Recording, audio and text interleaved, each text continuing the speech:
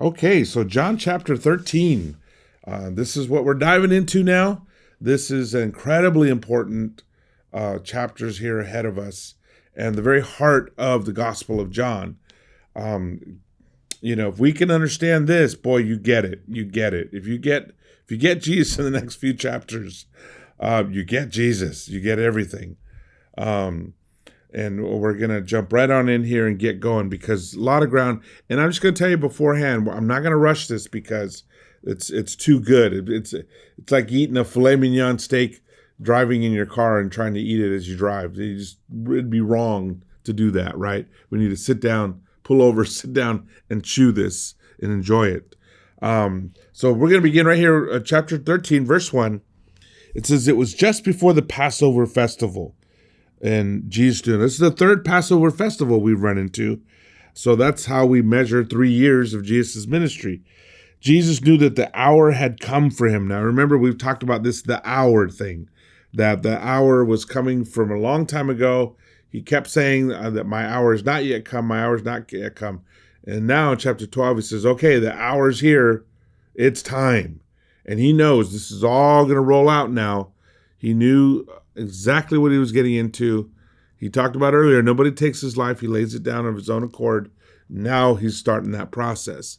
So this is the night before. It says Jesus knew that the hour had come for him to leave this world and to go to the Father.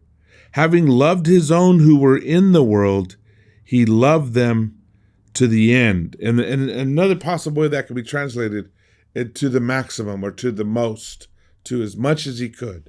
Right? Like all the way. He went all the way with them. And that is Jesus. That is how Jesus loves us. He loves us all the way to the end. He loves us completely. There's no limitation. This is what you could call unbridled love or what's the word? I'm looking for the word. Can't think of the word. Unconditional love. Love without boundaries, love without limits. He loved them to the end. He loved them all the way, as much as he could. And it's also important to note that it's interesting because it says that Jesus knew the hour had come for him, and having loved his own who were in the world, he loved them to the end. The evening meal. So first of all, he recognizes, he knows who he is, and he knows what's happening here. There's no insecurity here. There's no, I don't know who I am, or I don't know what I am, or what am I doing here. No. He knows exactly who he is and what he's doing here. This is, you might say, well, of course he's Jesus, but this is incredibly important for us because we need to know who we are and why we're here. We need to know and understand that we are God's children and we're here to proclaim Jesus, to hoopso Jesus, like I talked about last time. We need to know that and be aware of that as we travel through life. And says the evening meal was in progress, and the devil had already prompted Judas, the son of Simon Iscariot, to betray Jesus. So here you've got, the dinner's getting started. The first round, the first course is being served. They're all sitting there. And of course, they're not in chairs on table. Modern tables are in the Middle Eastern way. The table's on the floor. They're all sitting on the floor on pillows, and they're sitting around the table. It's already started, and the devil has prompted Judas. The devil, he's always working, and he's always trying to prompt us into evil. And that's his goal. And of everybody at that table, he found one who was willing. You don't ever want to be the one who's willing. You don't ever want to be the one that Satan prompts. But he's always looking, and it's just important to know that, right? And so he prompts Judas. And Jesus knew that the Father had put all things under his power and that he had come from God and he was returning to God. He knew exactly who he was. We need to know who we are. It's a big deal here. I think most Christians suffer from an identity crisis. And because we forget who we are, we adopt worldly terms. Oh, I'm American, or I'm Republican, or I'm whatever, I'm this, I'm that, and not that anything's wrong with any of those things, but it's not our true identity. It's not ultimately who we are. Who are we? We are Christians. We are called by God. We're God's people, a chosen people, a holy nation, a royal priesthood sent by God to our people, to love our people and to proclaim Jesus, right? That's who we are. We need to make sure we know that. We're not, oh, I'm Mexican American or I'm Hispanic or whatever. Yeah, I know those are all technical terms that describe us and we all have them. But it's not who we really are. Who I really am is a citizen of heaven, of God's kingdom, and I'm sent by God. And the better we know that, I love the old classic movie, The Blues Brothers. They would always introduce themselves and say, we're on a mission from God. And I love that because that's how we should think. Everywhere we go, I'm on a mission from God. I've been sent by God. Jesus knew exactly what he was, knew he was sent by God. So do we need to know that. And it says, so he got up from the meal, took off, and you have to understand, it says, so he did this. Why did he do this? Because he knows who he is. Because of who he is how he acts. There's a direct connection. If you know who you are, you know how to act. You know what to do. If you don't know who you are, you don't know how to act, and you don't know what to do. But know who you are. So he says, so he got up from the meal, took off his outer clothing, and wrapped a towel around his waist. After that, he poured water into a basin and began to wash his disciples' feet, drying them with the towel that was wrapped around him. Now, I'm sure most of you have all heard the breakdown on this, that this is what a servant would do. This is what, if you had a dinner party, you would have a servant clean all your guests' feet. This is a total humility move. This is what the slave does. This is so lowly, so humbling. And you gotta appreciate the power of this scene. The Lord of Lords, the King of the universe, God Almighty in the flesh, is sitting there washing these guys' feet. How incredibly outrageous this is. How incredibly powerful this is. What an amazing example he's setting. I mean, we get offended sometimes if somebody talks down to us or if somebody expects us to do something that we don't think we should have to do. And here's Jesus washing their feet, doing the work of a slave, even though he is the exalted one of heaven and earth. He's doing it. And it's not a stunt. It's not just let me show you how humble I can be. No, it's how humble he is and should be such an inspiration and a call higher for all of us because we're sinful, we're prideful, we're selfish. We don't like humbling ourselves. We don't like being the servant. We want to be out there doing great things, looking great, and being, unfortunately, we want to be held up when our job is to hold up Jesus. But here is our chance to be like him. And what he's doing is so incredibly powerful. In most circles throughout the history of the world, what everybody searches for is to be the one who gets served, not to be the one who serves. Everybody wants, even today, how do people judge churches? What will this church do for me? What will I get out of it? I get these flyers in the mail that share about a local church and how they can help your kids, and they'll have a gym for you and coffee for you, and they'll do this for your marriage and that for you and that for you. And so this consumer Christianity, people go to church expecting to be served. And they leave a church because, it wasn't good for me. It didn't serve me.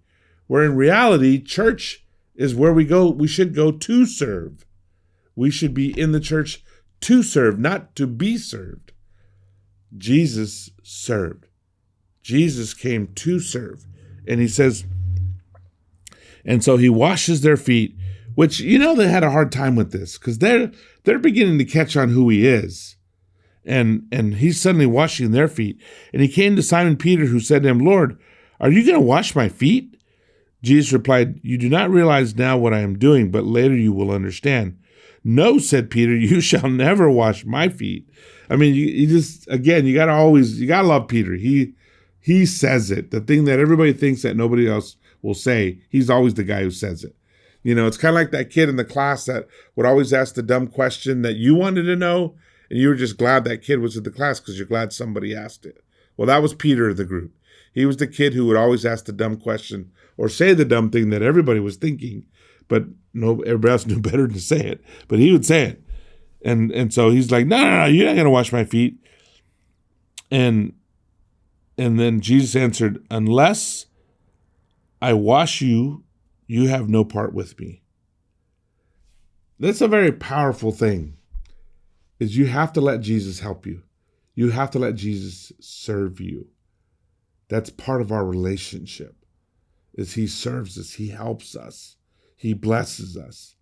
And if you don't let him, then you got no part with him. That's a relationship. That is our relationship. That's a very strange thing for us to grasp. But it's that relationship, that covenant I was talking about, the Hesed. Okay, he died on a cross for us. You have to accept that and respond accordingly, or you reject it. And this was a small thing. I mean, big in theological terms, God washing your feet, but small compared to what he was about to do for Peter, which was die on a cross. If you can't accept that, then you have no relationship with him. But he tells him this. Then Lord Simon Peter replied, not just my feet, but my hands and head as well. And of course, leave it to Peter to try to change what Jesus is doing and say, no, okay, in that case, this, and this. And this is where we have to trust Jesus. He knows exactly what to do, how much to do, when to do, and how to do it. Do it his way. Don't try to add to what Jesus is doing. Don't try to change it. Don't try to, even in your zeal, which this was just Peter's zeal. Okay, Lord, then wash my head, wash my body, wash me. Jesus is, no. Jesus answered, those who've had a bath need only to wash their feet. Their whole body is clean. And you are clean, though not every one of you. Here's Jesus again, always teaching and then teaching within the teaching, right? He's look, I'm making a point here. I'm showing you an example. Don't change it. Just accept it and go with it. And it says, for he knew who was going to betray him. And he throws that little comment. Jesus knew what was going on. Jesus knew what Judas was up to. Jesus knew what was happening. In verse 17, when he had finished washing their feet, he put on his clothes and returned to his place. Do you understand what I have done for you? Okay, again, remember what I always say about Jesus' questions. Why is he asking this question? Is this question just for them? Or perhaps it's for us too, to think about why would he do that? Why is that so incredibly important? He says, you call me teacher and Lord, and rightly so, for that is what I am. Now that I, your Lord and teacher, have washed your feet, you also should wash one another's feet. I have set you an example that you should do as I have done for you. Very truly I tell you, no servant is greater than his master, nor is a messenger greater than the one who sent him. Now that you know these things, you will be blessed if you do them. This is one of the most powerful lessons because basically it takes everything we know about leadership and authority and power and flips it upside down. It's the leader, the real leader, the godly leader, the good shepherd, doesn't come in exercising authority and commanding people. He comes in serving. He comes in riding a donkey. He comes in humble. And the power of humility is immeasurable. That it wins hearts over. that it melts and tears down divisions and separation. I'll never forget, I went to a wedding, and it was a couple, they were from two different countries. And unfortunately, the country where the groom was from really hated and looked down on the country where the bride was from. And the groom's mother just totally disdained the bride, did not want her, looked down on her, said very horrible things to her, even from the day they met. It was just very rude. And that was like a dark cloud hanging over the wedding and over the marriage. And I'll never forget, in the wedding, when they said their vows, she got down on her knees and wiped his feet and said, I will be a servant to you, and I will be here to serve you. And as soon as she got on her knees, everybody got teary-eyed. Everybody got so emotionally moved. Did she have to do that? No, of course not. But she did it because she loves him, and she humbled herself to him. And it broke the mother-in-law's heart. After the wedding, she gave her a huge hug, completely won her over. The power of humility, the power of love, It was just incredible. And humility is one of those things that you don't have to be humble. You don't have to humble yourself. But boy, is it powerful when we do. And the truth is, it also carries a danger with it, because some people read humility as weakness. So it also requires lots of faith. Humility is kind of where faith and love come together, where they overlap, because you have to have both. And that's where you find humility. And Jesus, knowing who he is, knowing fully that he was sent by God, that he is God in the flesh, therefore takes off his outer clothing, wraps a towel around himself, and washes their feet. What a powerful, powerful lesson for them. These 12 are about to be the leaders of the church who will change the world. And what kind of leadership does he want to establish? Humble leadership, servant leadership. It's fascinating. I have been studying leadership for many years. As an undergrad, I took courses on leadership, and even recently, I started my doctorate in leadership. And there's so many theories, so much science to it about how dynamics of society and how we follow leaders and how the different kinds of leaders and theories on leadership. One of the ones that's just totally popular now, it's like the world just discovered, is servant leadership. And that's a big thing now in the leadership world. And it's so funny because that's exactly what Jesus taught 2,000 years ago, the importance of servant leadership. And he asked him, do you understand what I'm doing? And the question is for us, do we understand what he's doing here?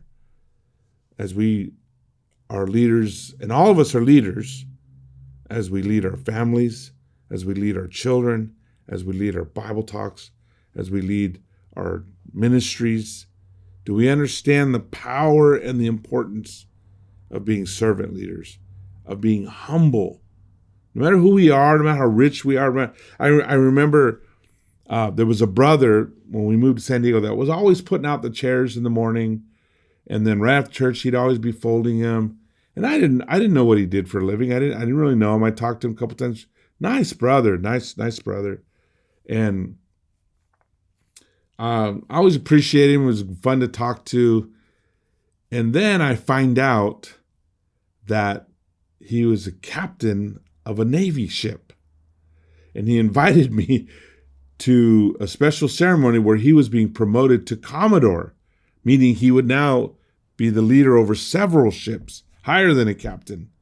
And when I drove to the base, and Michelle and I went into the base, I told the guy, I'm here to see Commodore Captain so-and-so's ceremony. And he said, oh, you know him? He's great. I love being under his command. And then we went, and another guy was walking up, and he said, "Yeah, they're here for Captain Cooper's ceremony."